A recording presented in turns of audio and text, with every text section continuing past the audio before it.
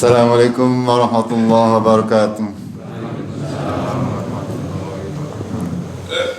Alhamdulillahi rabbil alamin.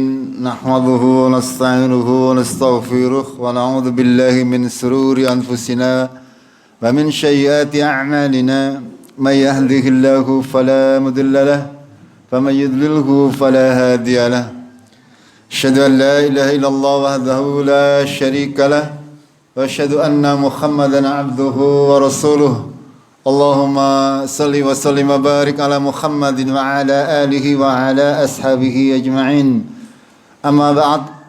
Qala Allah ta'ala fil kitabihil karim. A'udzu billahi minasy syaithanir rajim.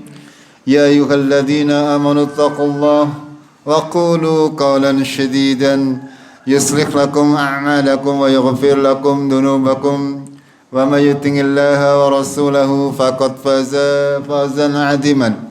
Jamaah subuh rahimakumullah yang insyaallah dirahmati oleh Allah tabaraka wa taala. Marilah kita senantiasa memanjatkan syukur kita kepada Allah yang sudah memberikan segala macam rahmatnya kepada kita semuanya, sehingga sampai hari ini kita masih diberi bermacam-macam kenikmatan oleh Allah, yang mana untuk senantiasa kita syukuri dengan cara semakin taat kepada Allah. Karena syukur itu tidak hanya diucapkan dengan mengucap alhamdulillah saja, akan tetapi harus dibarengi dengan keyakinan hati dan juga amal perbuatan kita yang menandakan bahwa kita menjadi hamba-hamba yang bersyukur kepada Allah tabaraka wa taala. Rasulullah sallallahu alaihi wasallam adalah seorang hamba Rasul sekaligus hamba Allah yang sudah dijamin surga oleh Allah tabaraka wa taala. Akan tetapi beliau beribadah, bahkan diriwayatkan beliau salat malam sampai kakinya melepuh. Lalu Aisyah istri beliau bertanya kepada beliau, "Ya Rasulullah, cara orang Cikadune ngomong, ngapa kok ngoyo-ngoyo temen ibadah? Mbok wis dijamin surga." Gampangannya seperti itu. Apa jawaban Rasulullah? "Saya kepengin menjadi hamba yang bersyukur." Itu arti daripada bersyukur kepada Allah tabaraka wa taala adalah dengan senantiasa berusaha untuk meningkatkan keimanan, meningkatkan ketakwaan kita kepada Allah tabaraka wa taala. Sehingga mari tidak bosan-bosannya kami mewasiatkan kepada diri kami sendiri dan juga kepada panjenengan semuanya untuk senantiasa meningkatkan keimanan dan ketakwaan kita dengan senantiasa meningkatkan ibadah kita, baik secara kualitas maupun secara kuantitas, baik secara mutu daripada ibadah tersebut ataupun jumlah daripada ibadah tersebut. Semakin banyak dan bermutu itu lebih baik. Jangan semakin banyak tapi tidak bermutu, enggak ada faedahnya, ya. Akeh tapi langka mutune tidak ada faedahnya, kurang faedahnya, bukan tidak ada. Sehingga mari kita usahakan untuk memperbanyak ibadah-ibadah kita, ya terutama ibadah sunnah, karena kalau ibadah wajib itu sendiri sudah ditentukan oleh Allah tabaraka wa taala. Jamaah rahimakumullah, pada kesempatan kali ini saya kesini lagi nggih. Sudah lama enggak ke Cikole ini. Ya, sudah lama sekali. Mudah-mudahan anu jago pinter-pinter iki lah. Ya, tapi itu memang apa namanya yang namanya beragama Islam ini memang kalau kita tidak mau menggali itu, kita merasa seolah-olah diri kita cukup ilmu nih, seolah-olah. Padahal ketika kita mau belajar lagi, jebulane nyong orang ngerti apa-apa. Ya itu seperti itu. Ketika kita tidak belajar, itu seolah-olah ilmu kita cukup. Tapi kalau kita mau mempelajari lagi, ternyata nyong orang ngerti apa itu yang saya alami sendiri. Ya, jadi monggo kita sama-sama belajar di sini. Ya, mudah-mudahan mungkin saya beberapa hari di sini ya, kalau boleh, kalau diterima. Aku ngene waktu rak tadi. Ya, pada kesempatan yang mulia ini tadi saya akan membawakan kebetulan saya pesan buku kepada Mas Yitno dan alhamdulillah mendapatkan ya buku karangan atau tulisan, bukan karangannya, kalau buku agama bukan karangan, tulisan atau dirangkai oleh Ustadz Firanda. Ya, bukunya sangat bagus, 2 jilid dan tebal-tebal. Kalau panjenengan diberi bukunya, saya yakin butuh tekan tidak dibaca maksudnya. Sehingga ya saya membacanya, terus nanti saya sampaikan apa yang kami baca kepada kita semua dengan versi mungkin diperingkas, karena tidak mungkin juga kita akan membawakan secara detail karena waktu yang terbatas. Jamaah rahimakumullah, buku tersebut bernama Sarah Rinci Rukun Iman. Sarah itu maksudnya penjelasan rinci terkait rukun iman. Rukun iman bok kaela nyus apal. Biasanya seperti itu batin gitu. Iya, ya memang seperti itu. Rukun iman ya seperti itu, akan tetapi apakah kita sudah beriman dengan benar? Kita sudah mengimani dengan benar, itu yang jadi permasalahan. Apa yang dikarepaken oleh syariat, apa yang diingini oleh syariat dalam kita mengemani keenam rukun iman. Iman kepada Allah, iman kepada malaikat Allah, iman kepada kitab, kepada Rasul, kepada hari akhir, dan kepada qada dan qadar, baik yang baik maupun yang buruk. Itu bagaimana semestinya kita mengimani.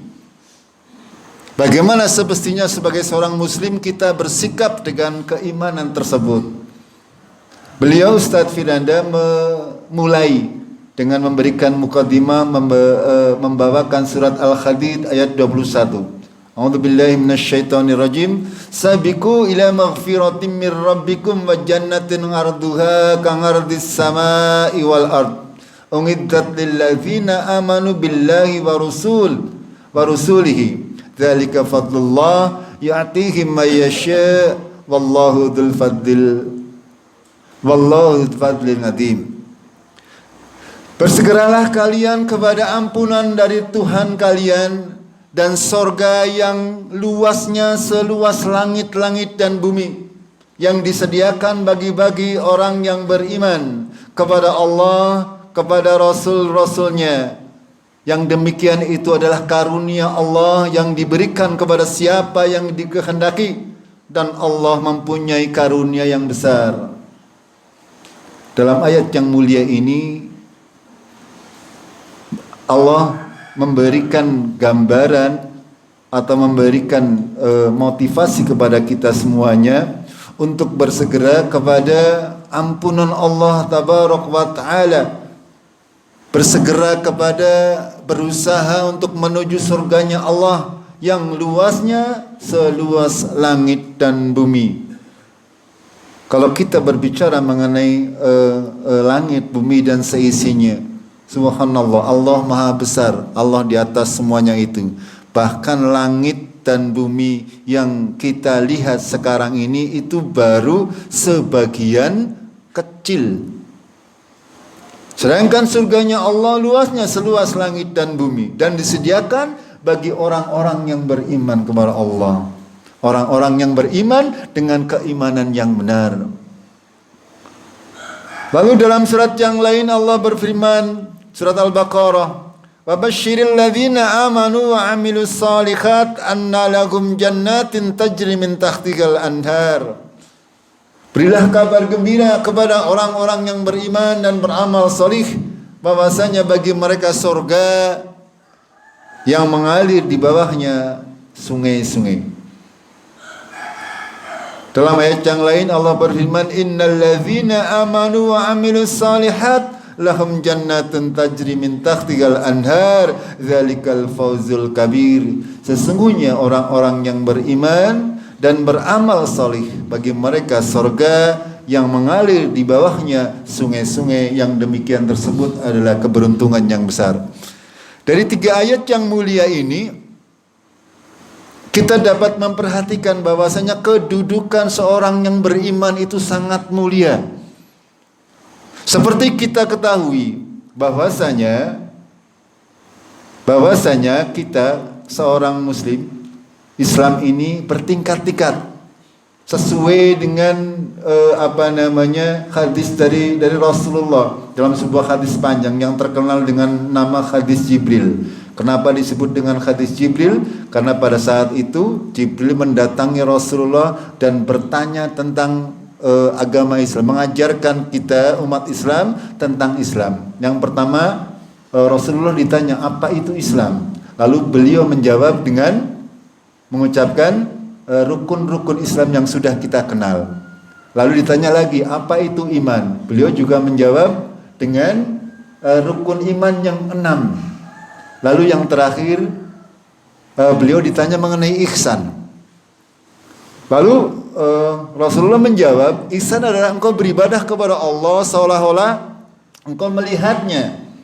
Jika kamu tidak melihatnya, maka ketahuilah, yakinlah bahwasanya Allah itu melihat. Itulah tingkatan-tingkatan agama Islam kita. Bahwasanya tingkatan yang paling rendah adalah Islam itu sendiri. Lalu naik ke tingkat berikutnya yaitu iman. Dan yang paling tinggi adalah ihsan. Sedangkan orangnya kita sebut sebagai muslim yang pertama, yang kedua mukmin, yang ketiga muhsin. Secara mudahnya bahwasanya yang namanya Islam itu namanya Islam itu ibadah fisiknya. Ibadah yang kita lakukan dengan fisik kita. Sedangkan iman adalah apa-apa yang ada di dalam hati kita, yang menjadi akidah kita. Sedangkan ihsan itu adalah bagaimana kita menjalankan Islam dan iman kita. Secara mudahnya bahwasanya Muslim adalah orang yang kita lihat, yang kita sebut sebagai muslim adalah orang yang sudah menjalankan rukun-rukun Islam secara keseluruhan. Setiap tingkatan ada rukunnya. Yang Islam adalah 5 rukunnya. Barang siapa menjalankan semuanya itu berarti baru boleh disebut sebagai muslim. Jika dia meninggalkan salah satunya dengan sebab dia mengingkarinya, maka dia tidak lagi boleh disebut sebagai muslim. Kalau dia sengaja. Angger males priwe. Angger ngedap ke priwe. Ya seorang muslim ya misalnya konsolat. Ya aneh ya. Muslim itu rukunnya ada 5. Ya, di antaranya adalah sholat, dan sholat itu menjadi tiangnya agama. Ketika seorang muslim kok diperintah untuk sholat itu tidak mau, berarti dia bukan muslim. Ketika seorang muslim yang katanya muslim kok tidak mau berpuasa, dia bukan muslim. Ini secara apa yang bisa kita lihat. Kita tidak melihat kualitas sholatnya seperti apa, ibadahnya seperti apa, puasanya seperti apa. Karena puasa ini untuk Allah, ya. Tidak ada orang yang tahu panjenengan nanti pulang ke rumah sarapannya, orang ngerti. Gitu kan? Ya. Hanya dengan pulang ke rumah nanti minum dan sebagainya, saya tidak tahu. Yang bisa kita lihat adalah yang kelihatan. Sementara yang tersembunyi tidak ada yang tahu. Hati manusia tidak ada yang tahu. Kita melihat seorang dinamakan Islam ketika dia menjalankan sholat 5 waktu. Masalah sholatnya api-api sholat, atau sholatnya karena orang kepenak karo tanggane, atau sholatnya orang kepenak karo mertuane, itu bukan urusan kita. Ya, itu bukan urusan kita, itu masing-masing orang. Jadi kita melihat apa yang dilakukan secara kasat mata, itulah yang disebut muslim. Jadi tingkatan yang paling rendah dari agama ini adalah Islam. Sudah mengerjakan seluruh rukun-rukunnya. Lalu tingkatan yang berikutnya yaitu iman. Kalau iman ini berarti namanya iman niku artinya apa bahasa Jawa nih? Percaya nggih? Percaya wonten teng pundi? Nah, hati. Tidak ada orang yang tahu panjenengan percaya karo Gusti Allah. Percaya mboten? Yakin. Saya tidak tahu walaupun panjenengan ngomong yakin, saya tidak tahu. Gimana mboten? Yang tahu hati panjenengan dan Allah itu namanya keimanan dalam hati, ya. Ini dalam hati. Panjenengan mengaku beriman kepada Al-Qur'an. Iman mboten?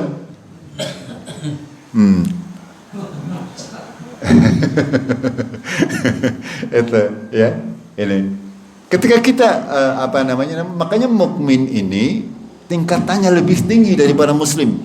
Kalau muslim itu hanya sekedar melaksanakan apa-apa yang kelihatan. Itu. Sedangkan iman ini pelaksanaannya berdasarkan keyakinan bahwasanya hal-hal tersebut adalah memang diperintah oleh Allah Tabaraka wa Ta'ala. Jadi secara umum korelasi atau hubungan antara Islam, iman dan ihsan, ya, secara mudah ini mudah-mudahan selesai. Contohnya kita kan nyampir ya Mas. Saya 5:30 ya. Kalau kurang dari setengah jam saya bingung, materinya banyak. Itu, betul apa ya? Iya. Monggo yang punya kepentingan tinggal saja, enggak apa-apa. Nggih, yang punya kepentingan yang harus ngusungi bata dan sebagainya, silakan saja ya. Tidak usah riko-riko ya. Itu. Sekali lagi, hubungan antara Islam, iman dan ihsan seperti yang dijelaskan oleh para ulama adalah bahwasanya tidaklah setiap muslim itu adalah mukmin, belum tentu. Ya, seorang yang mengaku beragama Islam belum tentu dikatakan seorang yang beriman. Ya, akan tetapi orang yang beriman sudah pasti muslim. Artinya apa? Orang yang sudah menjalankan rukun Islam, sholat, syahadat, sholat, puasa, zakat dan haji, itu belum tentu bisa dikatakan sebagai mukmin di mata Allah, maksudnya nggih. Itu karena keimanan sekali lagi tidak ada yang tahu. Ya, panjenengan naik haji sampai 4 kali, 3 kali. Ya, niatnya apa? Itu yang tahu hanya Allah. Makanya kalau hanya urusan ibadah fisik itu bisa kita nilai, tapi kalau masalah hati ini berbeda. Lalu bahwa setiap mukmin pasti dia muslim, dan tingkatan yang paling tinggi yaitu muhsin, ya. Bahwasanya muhsin ini adalah setiap orang yang sudah muslim dan sudah mukmin, sudah Islam dan sudah beriman kepada Allah, ya, dan beriman kepada rukun iman yang 6 maksud saya. Lalu dia memperbagus semuanya. Dia menjalankan syariat agama. Kalau sudah mencapai tingkatan muhsinin, ya, kita harus menuju ke sana semestinya. Insya Allah yang hadir di sini yang minimal sudah mukmin, nggih, insya Allah nggih. Insya Allah, ya. Tapi muhsinnya ya, muhsinnya wonten. Ya, kalau muhsinnya mungkin saya juga belum. Itu. Tapi kita sedang belajar menuju ke sana. Artinya muhsin itu kita memperbaiki di setiap aspek Islam kita, salat kita, syahadat kita, puasa kita dan sebagainya, seluruhnya kita perbaharui, perbagus, itu maksudnya. Agar supaya kita bisa muhsin, ya, harus di dalam ibadah fisik kita harus memperbagus. Salat misalnya, usahakan bahwa salat kita perbagus, baik dari segi gerakannya, baik dari segi bacaannya, baik dari segi ketepatan waktunya, baik dari segi jamaahnya. Itu namanya muhsin. Kalau hanya mengerjakan sholat mungkin ya banyak ya, ada kan banyak orang yang sukanya lah nyentah sholat nengumah baiklah sing mandan mana ayo kalau Pak Marjota suwe itu bukan muhsin namanya, maksudnya belum ya. Kalau mau menjadi muhsin itu kita harus bagus sholat kita ya, baik itu caranya dan sebagainya. Begitu juga dengan puasa kita. Kalau kita mau menjadi seorang muhsinin, kita perbagus puasa kita dan seterusnya. Begitu juga dengan zakat, begitu juga dengan sedekah. Karena untuk Islam ini sendiri yang rukun kan itu 5, sementara yang ibadah-ibadah yang lain yang bukan rukun itu sangat-sangat banyak. Itu semuanya kita perbagus ya, agar supaya kita mencapai derajat muhsin. Begitu juga dengan keimanan. Rukun iman yang 6 ini harus kita perbaharui senantiasa. Jangan merasa puas bahwa panjenengan lah nyontah wis apal. Apal dok. Ketika ditanya, panjenengan beriman kepada hari akhir, beriman mboten? Panjenengan ngerti tahap-tahap hari akhir itu apa saja? Dari awal, dari mulai alam kubur sampai masuk ke surga atau neraka. Nah ini hal-hal seperti ini yang harus kita perbaharui, ya. Karena kalau kita tidak memperbaharuinya, kita tidak akan mengetahuinya. Bagaimana kita beriman kepada Allah? Kadang-kadang kita beriman kepada Allah itu secara parsial, artinya separuh-separuh. Kita beribadah, sholat dan sebagainya kepada Allah, akan tapi di sisi lain panjenengan atau kita kadang ada orang-orang yang sholatnya iya tetapi memohon kepada orang lain atau Tuhan-Tuhan yang lain, atau sholat tak iya tapi esih duwe jimat, esih duwe penglaris sing bakul-bakul itu. Orang marem jarang orang penglaris. Itu namanya rukun imannya, iman kepada Allahnya itu belum benar gitu. Paham ya? Secara mudahnya seperti itu. Kita mengaku beriman kepada kitab Allah Al-Qur'an. Kita beriman sebenarnya, tapi iman kepriwe wong maca be ora tahu.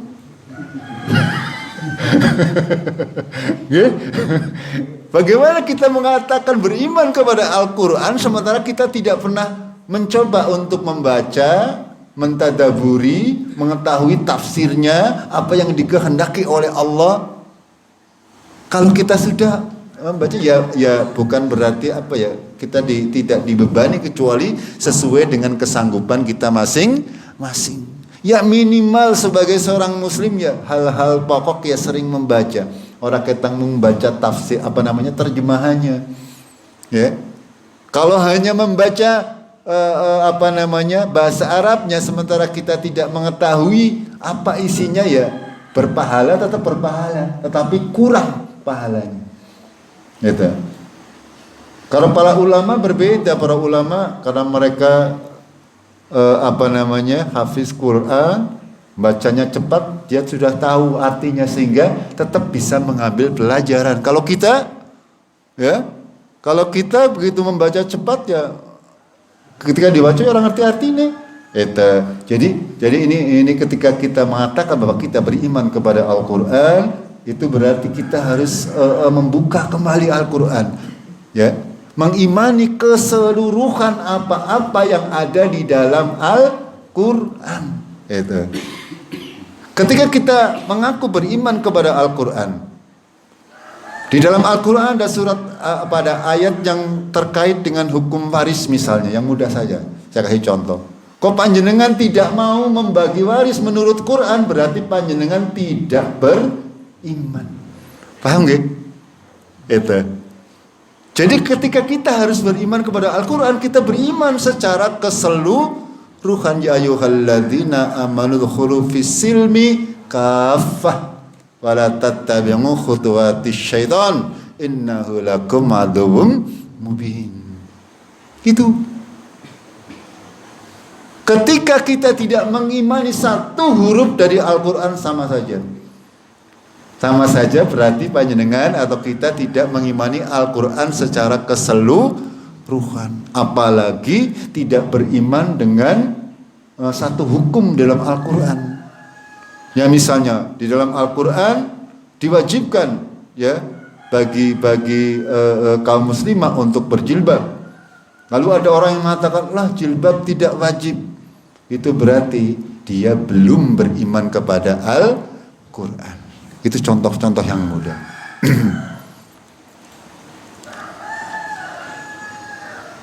Jamaah rahimakumullah, agama ini ibarat sebuah pohon. Dalam surat Ibrahim ayat 24 Allah tabarak wa taala berfirman, a'udzubillahi minasyaitonir rajim, alam taro kaifa daraballahu mathalan kalimatan thayyibatan kasajaratin thayyibatin asluha sabitun wa far'uha fis sama. Tidaklah kalian memperhatikan bagaimana Allah membuat masalan, membuat perumpamaan kalimatan thayyibah. Para ulama tafsir, kalimat yang baik ini maknanya adalah iman. Ya, kalimat yang baik, kalimat thayyibatan yang dimaksud pada surat Ibrahim ayat 24 adalah iman. Adalah keyakinan, adalah akidah. Bahasanya hampir sama semakna.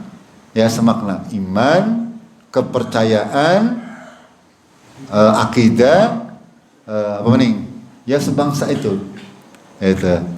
Itu ya. Kata Allah, iman itu seperti pohon yang baik, yang akar-akarnya kokoh berada di dalam tanah dan dahan-dahannya menjulang tinggi ke langit. Kalau dikaitkan dengan yang tadi kita bicarakan bahwasanya akar-akar pohon tersebut adalah yang termasuk di dalam rukun iman. Sedangkan rukun Islam di mana tempatnya? Ada di ranting-ranting. Semakin kokoh keimanan kita, semakin kokoh akidah kita, nanti ranting-rantingnya, daun-daunnya akan menjadi subur. Akan tetapi kalau akarnya bosok, akarnya tidak bagus, ya otomatis rantingnya tidak bagus. Kalau rantingnya tidak bagus, daunnya tidak bagus, kira-kira berbuah nama mboten? Mboten. Nah, buahnya ini adalah ihsan. Ini kata para ulama seperti membuat permisalan. Ketika seseorang menjalankan agama ini berdasarkan keimanan yang benar kepada Allah, kepada malaikat Allah, kepada rasul-rasul Allah, kepada kitab Allah, kepada hari akhir, dia akan berusaha ya, untuk apa? Untuk menjalankan itu semuanya dengan sebaik-baiknya. Terakhir, anggar kajian subuh ke tarak-tarak. Itu ya. Terakhir, kaidah-kaidahnya sekarang ya. Insyaallah ya semending ya. Mudah-mudahan bisa mencakup kaidah-kaidahnya. Bahwasanya keimanan kepada seluruh rukun iman adalah sebuah keharusan. Sama seperti rukun Islam. Ya. Kesemuanya harus dilakukan agar dia dinamakan seorang muslim. Begitu juga rukun iman. Ya. Yang pertama iman kepada Allah. Kedua, malaikat Allah. Itu semuanya. Tidak boleh panjenengan beriman kepada Allah ke orang percaya ana malaikat. Sama saja. Ya, itu kafir. Ya. Para ulama mengatakan kalau salah satu tidak percaya dengan yang keenam rukun iman tersebut, dia keluar dari Islam. Itu. Ketika seseorang tidak percaya dengan hari kiamat, tidak percaya dengan takdir, ya, walaupun dia percaya kepada Gusti Allah, kepada malaikat, kepada Rasul, kepada kitab, akan tetapi dia tidak percaya kepada takdir, dia sudah keluar dari keimanan. Otomatis kalau keimanannya hilang, ya Islamnya tidak faedah, sholatnya tidak berfaedah. Ini bahaya sekali. Itu. Ketika seseorang itu tidak percaya kepada kitab Allah, itu ibadah-ibadahnya hampir sia-sia. Tergantung seberapa besar tingkat kekufuran dia, tingkat pengingkaran dia, ya, dari rukun iman tersebut. Karena apa? Karena Allah sudah menyatakan demikian. Namanya iman itu ya lengkap. Ya, lengkap, keenam-enamnya harus kita imani secara keseluruhan.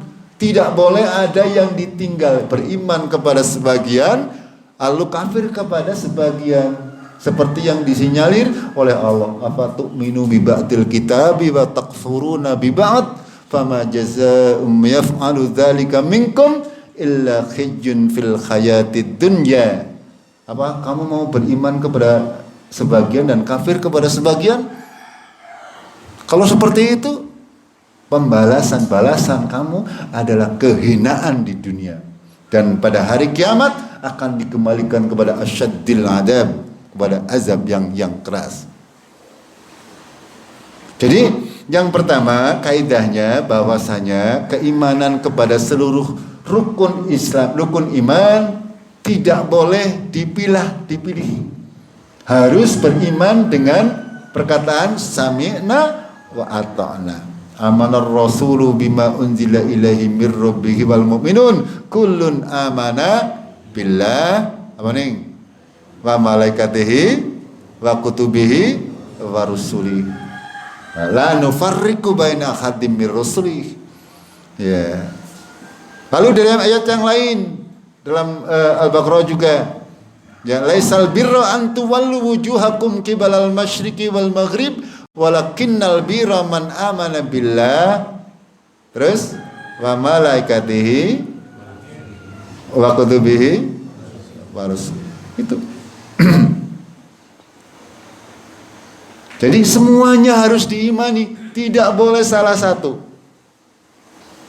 Kalau Allah mengatakan bahwasanya malaikat, contoh misalnya, malaikat itu diciptakan oleh Allah mempunyai sayap. Kalau panjenengan Allah jare sapa lah, orang ngandel, itu berarti panjenengan tidak percaya. Sama saja, ya, kalau tidak percaya kepada malaikat pada baik orang percaya kalau sing gawe malaikat. Itu saling berhubungan jadinya. Kita. Ya, masing-masing rukun harus diimani secara sempurna dan utuh, tidak bagian-bagiannya hampir sama. Masing-masing rukun harus diimani secara sempurna. Contoh, ya, orang kafir Quraisy, orang kafir zaman dahulu atau mungkin zaman sekarang, itu mereka sebenarnya percaya, ya, mengimani bahwasanya yang menciptakan, yang memberi makan, yang menurunkan hujan itu adalah Allah Tabaraka wa Ta'ala. Mereka sebenarnya mengimani itu. Akan tetapi walaupun dia beriman kepada Allah di dalam penciptaannya, akan tapi dia beribadah kepada selain Allah. Ini namanya rukun imannya sebagian, ya. sebagian, tidak kesemuanya. Harusnya kalau kita meyakini bahwa hanya Allah yang mencipta, hanya Allah yang memberi rezeki, hanya Allah yang menurunkan hujan, makanya kita beribadah juga hanya kepada Allah. Ini contoh yang mudah. Jadi masing-masing rukun ini harus diimani secara sempurna dan tidak sebagian-sebagian. Yang terakhir, ketika kita mengimani rukun-rukun tersebut harus sesuai dengan dalil. Sekali lagi, harus sesuai dengan dalil, tidak boleh ngarang-ngarang. Karena apa? Ini masalah keimanan, masalah akidah. Akidah itu kita mengimani, mempercayai sesuatu yang tidak kita lihat. Itu. Tidak boleh kita mengimani sesuatu yang kira-kira kayane malaikat kayak kayane Gusti Allah kayak tidak boleh. Ya harus jelas dalilnya. Ini. Jadi sekali lagi kaidahnya ya adalah kita harus mengimani seluruh rukun iman tersebut, dan masing-masing rukun tersebut harus diimani secara sempurna ya. Dan yang terakhir adalah keimanan tersebut harus sama ya, harus sama dengan dalil yang ada. Paham nggak? Kira-kira ya. Nah ini sebagai muqaddimah, sebagai pembukaan, insyaallah ya besok-besok kita bahas satu persatu mengenai rukun iman tersebut, bagaimana pengaplikasiannya. Itu saja sebagai pembukaan dari saya untuk membahas syarah rukun iman. Ya mudah-mudahan bisa menambah keimanan kita, semakin membuat kita mudah-mudahan bisa mencapai derajat ihsan yang diinginkan oleh syariat ini. Kita akhiri dengan qiraatul majlis. Subhanakallahumma bihamdik, asyhadu an la ilaha illa anta, astaghfiruka wa atubu ilaik. Assalamualaikum warahmatullahi wabarakatuh.